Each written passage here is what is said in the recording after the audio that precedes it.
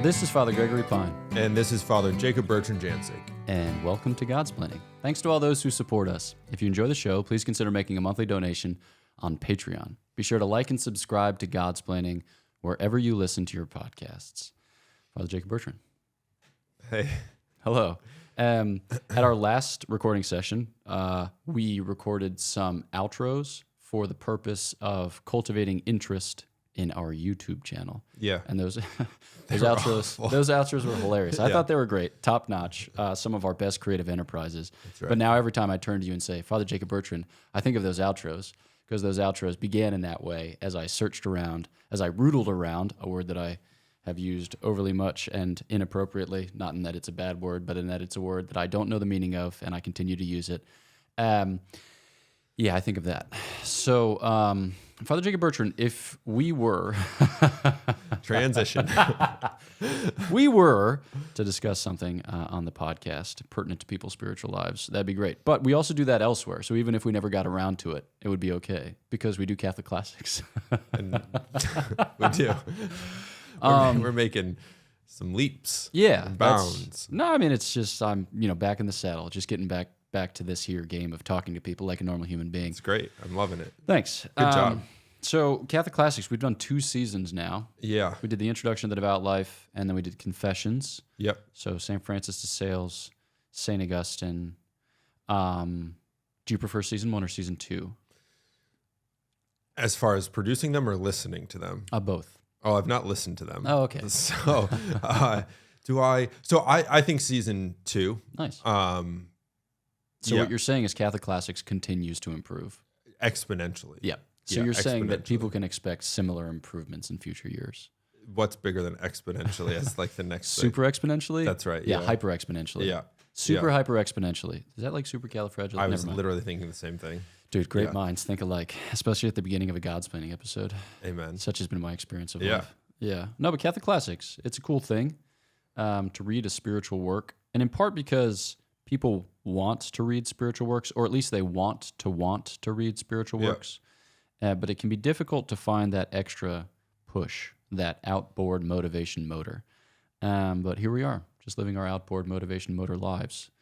If you were to choose, let's not say season 3 because that might give things away, or even season 4, or even season 5. But if you were to choose the text for season 7, what happened to 6? I don't know. I just jumped over it. Okay. What would you be inclined to say is the next that you want to talk about? Gosh, I couldn't even come up with stuff for seasons 1 and 2.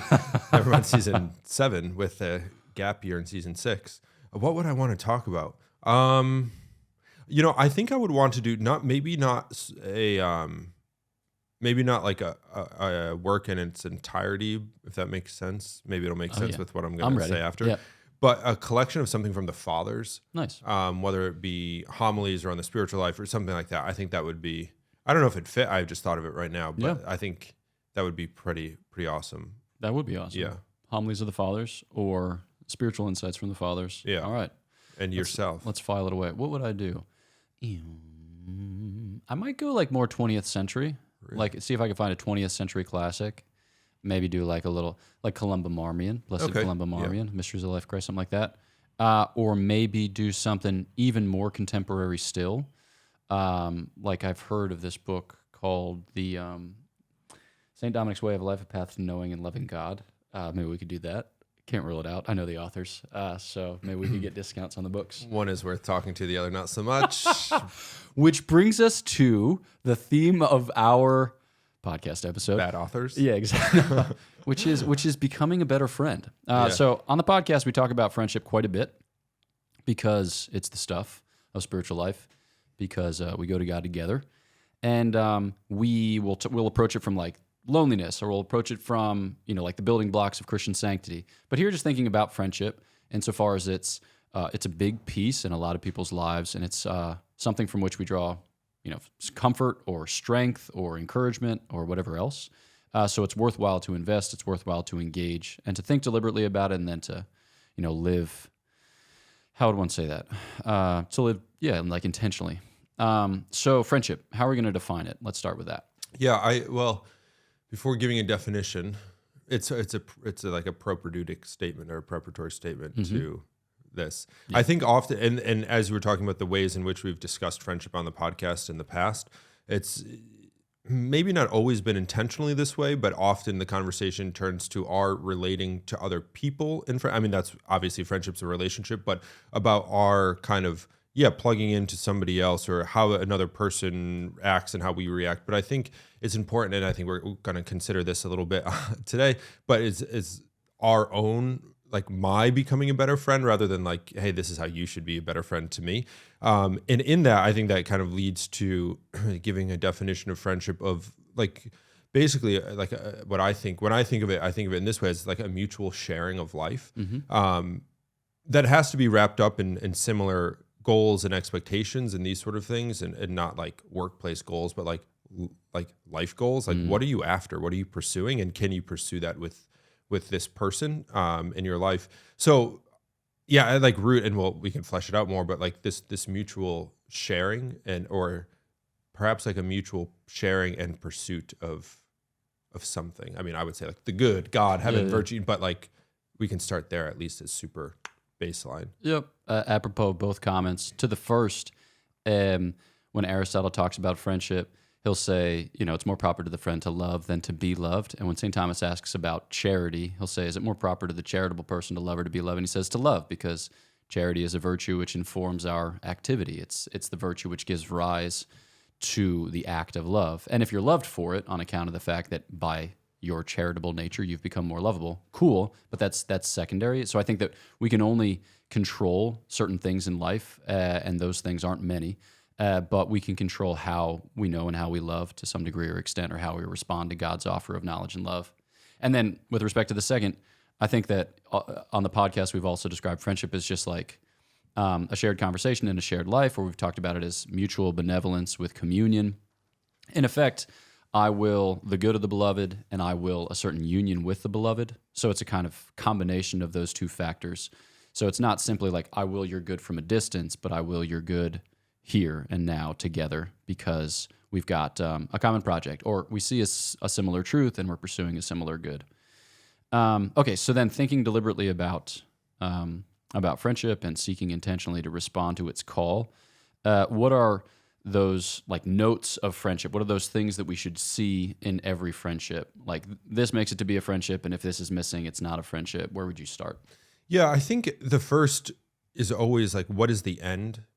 Like, what are you aiming at? What are you looking for in friendship? And as I'm sure you and whoever is listening, you can see different like levels or types of friends in your life. As simple as like having an acquaintance or a workplace friend or someone that you kind of socialize once, as compared to people with whom you're particularly close, or a closest friend, a best friend, these sort of things. And I think in each of those, there has to be an understanding of like, well, why this friendship? What is it aiming at? What is it looking to achieve? And those lower forms of friendship, not lower in the sense that they're bad, but like lower on the hierarchy as compared to like a best friend, the goal, the stakes are much lower. If you have like a workplace friend, it's like, okay, having someone to like yuck it up with at work and hang out and like accomplish tasks and that sort of thing. But that's very different than somebody who's like your best friend, with whom you share deeply and share like a lot of your life with.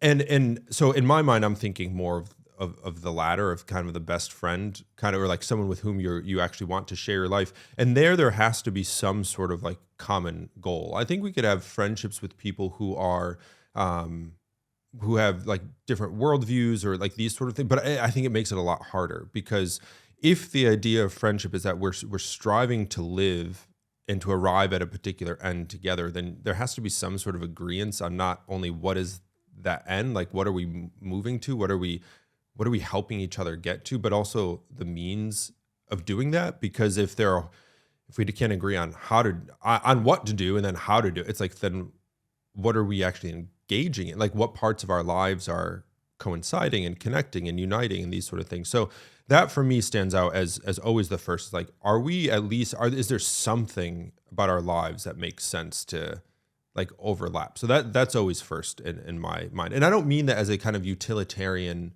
or like objectifying reality, where it's like I have to analyze this about this person in order to welcome them into my life, but just to sort of like Yeah, exactly what I described, a sort of shared vision of something. Yeah.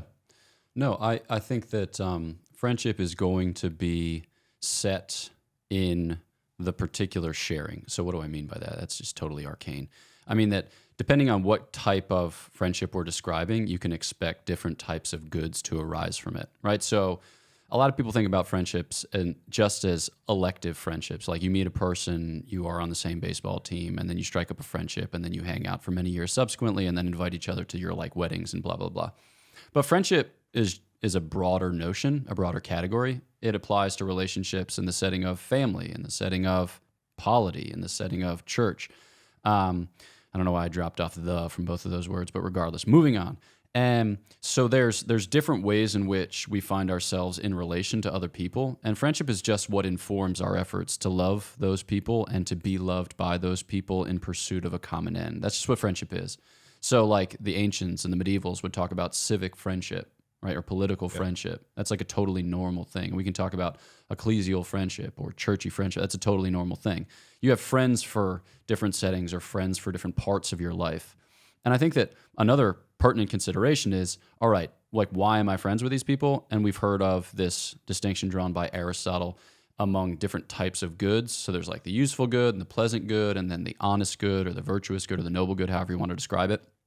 And your friendship is also going to be shaped by the particular goods that you pursue. So like your friendship with the cashier at the co-op is going to be a friendship of use because you give the currency and she gives the products and you are charming in the exchange because that's just how life works. Or like your friendship with your croquet partner. Oh yeah, what's up? It's going to center on that good of the common pursuit of croquet excellence. That's like a pleasant type of good, and you'll have a friendship which reflects that type of thing. But then, like your friendship with the men whom you joined religious life with is going to look different still, because presumably you have higher aims than you do with the cashier at the co-op and your croquet partner, unless he is also a Dominican friar, and then you guys have a croquet Dominican friendship, the highest imaginable. The height of all friendship, yeah. Yeah, so I think that that's also helpful. Like all of our friendships don't have to be best friendships. It's fine to have different friendships in your life, but to treat them accordingly. Like the office of love will dictate the type of love, the type of investment, the type of sharing.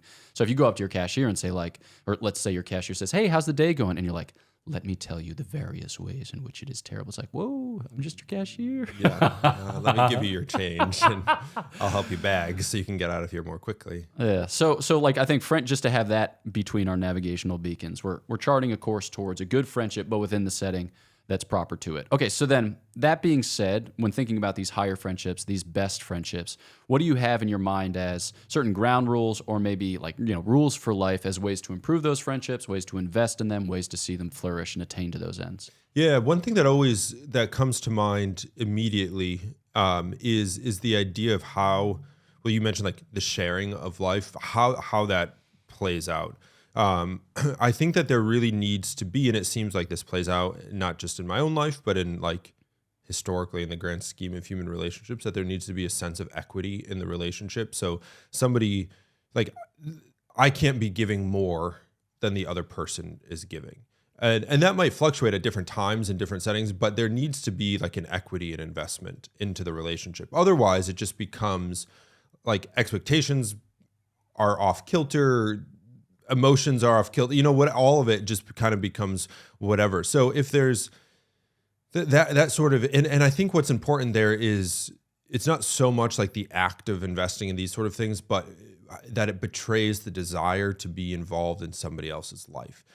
So the question is then it's like, do I want more or do I expect more out of this relationship than the other person? And if there isn't, I mean, obviously it's going to have to be like figured out as friendships grow and continue and mature. But if there isn't this sort of like, yeah, I'm invested in you and you're invested in me, if that's not kind of matched, then it's not going to happen.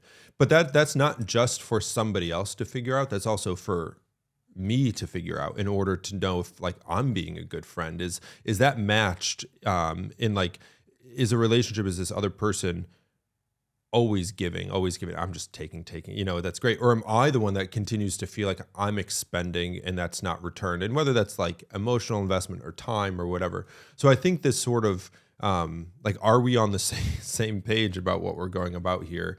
is something that has to be given right from the beginning. Not that it can't be reassessed and grown, but like, yeah, that's, if somebody doesn't have time for you and you have a ton of time for them, then that friendship's not going to work out, kind of deal. Yeah. And I think too, that also helps us to see the importance of common interests or common pursuits, because friendships can get stale or they can get silly if it's like a constant evaluation of like who's trying harder or who's responding better. Because if it's like a friendship is just back and forth, like dialogical, okay, that's like somewhat weird, because I think friendships should be broken open to those goods that really make them kind of come together or really animate them. So, you have these images from C.S. Lewis and The Four Loves where he talks about friends as kind of shoulder to shoulder proceeding together towards a common end.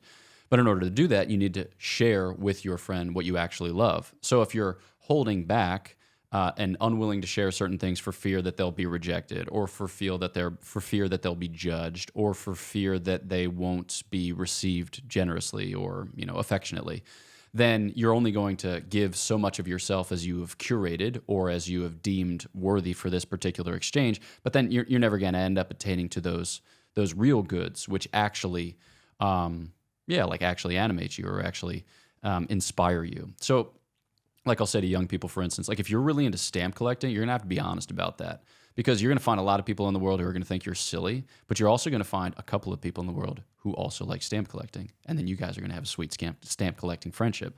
And they're like, oh, nobody's into stamp collecting. And then like there's one guy in the back who's like, it's me. Yeah, exactly. It's me. But like setting stamp collecting to one side, what we're talking about here is at the end of the day, you need to be able to share those things that you're most passionate about, like your love of the Lord, like your, whatever it is that you find to be your particular vocation, whether in the sense of state of life or whether in the sense of like work, avocation. You're going to have to share those things or else you're never going to find fellow travelers. C.S. Lewis will also say, in order to have friends, you need to want something more than friends.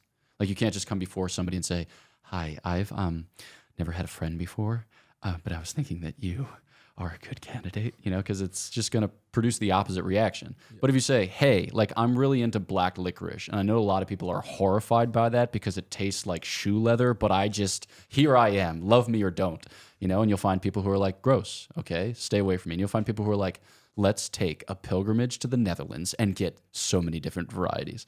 So you have to be able to share in order for the other person to see you, to know you, to love you, and then to pursue those goods together. So that'd be the thing that I would add apropos of that theme. Okay, so we've talked about that, and then that. What's your next? My next kind of thought on being a good friend. I don't have more. No, I'm kidding. I have so many more. I think too here we need to consider like, what was it? I was going to say like our ability to be a friend. Yeah. Because I think we can look at relationships, whether they be, we're talking about friendships, but whether they be like romantic or friendships of a higher or kind of a lower form. And we can see problems in friendships or like difficulties in relationships and kind of attribute them to external factors alone rather than just like, I might be the problem, and I think there just has to be self-awareness in entering into and pursuing and cultivating friendships and relationships. And that might mean like recognizing, okay, like I'm not good at this, or actually like what I'm looking for is like an emotional kind of fulfillment that this person is not going to provide. And that's just going to be kind of frustrating. That's kind of similar to the first part, but I think like, you were saying there's an honesty in sharing about but there also needs to be an honesty in self-reflection here. Mm-hmm. Because we can't expect relationships to grow if we're ignorant or like whether willfully or not of our own weaknesses, because we're just going to be trapped by them. And that doesn't mean that we have to be perfect to have good friendships, but it just means that like you can't, like ignorance isn't bliss here, especially if you want to enter into a relationship that's nourishing and fulfilling and pursuing like common goals and interests and sharing of life. Like it can't be with, I guess this is kind of like the summary of it. Like it has to be done in reality. Mm-hmm. And I think we live in a world like that's such a dumb whatever, but it's true. Like, especially now with like social media and all, like relationships are so fake that to get over like the Instagram post is like, that's not a friendship. That's not people who look at your stuff online. That's not a relationship. It's just not. And if that's the way in which we interact and you want to bring that to like a face-to-face, really, like it's not going to work, so there has to be a sort of like assessment of self, and not in an existential crisis kind of way, but like, yeah, like I react poorly when X happens. It's like, okay, well, know that about yourself. So that way, a relationship, either the other person doesn't become like a punching bag or you don't become like a punching bag kind of thing, because that's not what it's about. So. Yeah. No, I think that like when you think about it in those terms, so friendship requires you to be honest before reality. I think of the way that Monsignor Luigi Giussani describes reason or rationality. He says it's an attentiveness to reality and the totality of its factors, which I think is the necessary condition to conversion. Like in order to convert, I mean, in the sense of ongoing conversion, to like continue to unpack the grace and virtues which God bestows at baptism and restores through the sacrament of confession, you need to be able to like know yourself to some degree or extent, to accept yourself to some degree or extent, to get over yourself to some degree or extent, so that you can actually enter into a relationship with another person and know, the kind of obstacles or hindrances that you're going to pose to intimacy, to sharing, as we have described, and that there might be similar obstacles or hindrances which come from the other side, but to be able to take them in stride, to know what's possible, and then to go on the basis of that assessment towards something better, to something fuller, something richer indeed. But the presumption there is that you're willing to do the work. So I think, for instance, like sometimes we'll use our friends because we find it difficult to live our lives. So it's like you're sad and you text your friend like, hey, you around? And your friend says yes, and then you find yourself 25 minutes later in the same room, but then you're seated on opposite sides of the table just texting. Like you're using each other as therapy puppies. Like you're not actually with each other. So there's no real commitment. There's no real engagement. There's no real sharing. And mind you, every time you're with your friend, you don't have to be like, let's stare into the pools of each other's eyes and think deep thoughts. It's like, settle down there, sweetheart. Yeah. But you don't want to use your friend just because you're not willing to bear the pain of your life. You shouldn't expect your friend to just take the edge off the pain of your life. You should expect your friend to bear that pain with you, but it presumes that you're willing to bear it yourself. Yeah. Which is tough. So, yeah, the type of sharing that friendship entails it's pretty raw, it's pretty honest, it's pretty real if you're invested in that kind of ongoing conversion, if you're invested in that further up and further in. Because that intimacy with your friend, that sharing, is going to mediate intimacy with the Lord, mediate sharing with him, because the friend's going to bring you before the Lord and say, like, we see in the same thing, we see in the same truth, we're embracing the same good, which is a great gift when done well, but it can be an occasion of even deeper sadness or frustration if not. Okay, let's talk then a little bit about maybe boundaries. So like friends between men and women, hot topic. I think it was a hot topic like 18 years ago and everybody's just over it, but we're just trapped in the early aughts. So, or I am, I'll speak for myself. What about boundaries in relationships? Because there are going to be certain things that you share, and sure you share, and there are going to be certain things that you don't share, and you're going to have boundaries in relationships on the basis of those offices that we described. So I don't know if you have tips and tricks for boundaries in relationships. Yeah, well, I think the men and women thing is, yeah, maybe people care. I don't care. Men and women can't be like closest of friends. It's just the way it works. Men and women are different. There's like the reality of like, men are attracted to women, women are attracted to men. And that's not to say that you can't like, like spouses and kind of like romantic relationships in those sort of ways can't be like, of the highest intimacy and friendship. And sure. But like, it is just the case that there's like attracts like, and that like shared experience and like common experience is often the basis for friendship. So can men have friends who are women? Yeah, in some ways, can that be? Ought that be? Is that the easiest of like friendships, relationships to navigate? It's not, for the reasons that you've described. I think other boundaries too to be attentive to have a lot to do with like where we are in life and kind of states of life and that sort of thing, because again it's like this matter of sharing, of this connection over like shared things in life. So is it easy for like a 70-year-old like widow to be friends with like a 25-year-old like single person? Like, no, I mean, you can have a relationship, but like the closeness of friends, like you're generations apart and it very so like it doesn't lend itself to sort of that sharing of life in the way it would with a peer or somebody who's who's closer in that sort of way. So I think like age, setting in life, gender, I think those have like real implications to consider in sort of boundaries of friendship, I guess. I don't know if you have more, probably do, but I don't know. Yeah, I think that at various points in my life, I've said I am overwhelmed by the number or by the character of good people who have come into my life, and I just like can't make any more friends because I'm not that good of a friend to the people that I already know. So I just need to be a good friend, make new friends, keep the old, or maybe don't make new friends, keep the old, gold, silver, yada yada, thus and such. But I think that a good spirit to cultivate while growing friendships on the one hand, cultivating new friendships on the other, and even still like letting certain friendships pass away, is to know that this takes place within the providence of God's, designs, within the setting of his plan. So I think that, you're not going to force things. You want to love, right? You wanted to show the other that you love, but you don't want to be constantly gritting your teeth and trying and making of the other a charity case. Like the other doesn't want to see you, like trying to love so much as she wants to see you loving to try. Like friendship should be something that comes naturally. There should be a joy to it. There should be a kind of a vitality to the experience such that it conducts itself, at least initially. And you're going to make investments, right? You're going to have to say, when I think of this person and, have the thought, it'd be good to text, this reminder or whatever, then do it. That takes your fingers walking across the keypad and stuff like that. So it's always going to involve investment, engagement. It's going to lay a claim to your humanity. But it should be delightful. It should be wonderful, and we should be able to abandon ourselves to the providence of God and know that we're called to love these people for a time, whatever time the Lord dictates, or whatever time we interpret the Lord to dictate. I suppose not to retreat from our agency, but we're going to have to respond to the real factors. Like where this person lives, whether they have moved away or come back, or if this person is a man or a woman, or if this person is older or younger, if this person dies, or if this person doesn't want to be friends with me. Those are all pertinent factors. You're only ever capable of what you're capable, which is to say you can love those whom God places in your life for the time that he affords. And I think that also can help spare us some of the clingitude on the one hand, the ghostitude on the other hand. Those are very technical terms. Yeah. Which might otherwise creep into our relationships and poison them. So I don't know. Some final thoughts apropos of those random musings. Yeah, I think I kind of mentioned I did mention social media and its role in I think so. I think like Instagram, and it's like a scourge on the ability to have real relationships because it's totally fake.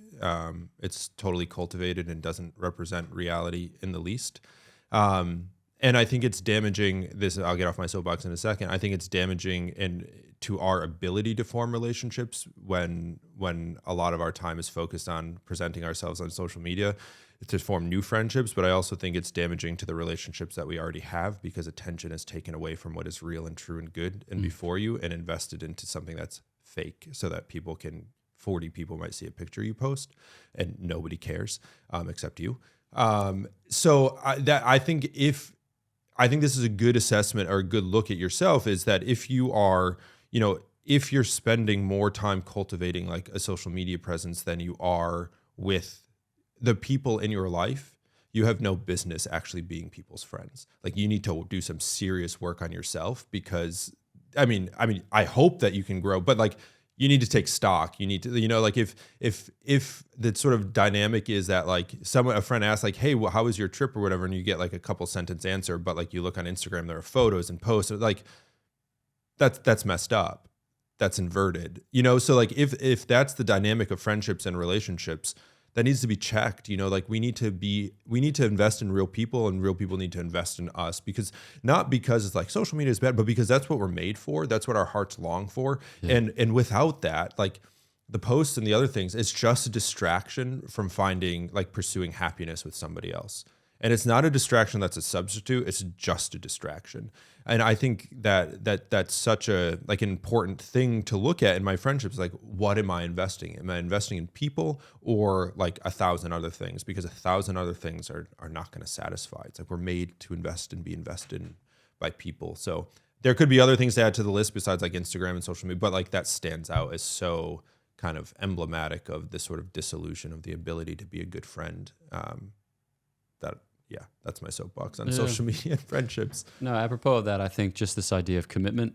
So you see the ties that bind, we see them loosen in practically every sphere of our human existence, in the family, in the polity, in the church, we're just kind of disintegrating in the 21st century as we choose for and against our whim and caprice.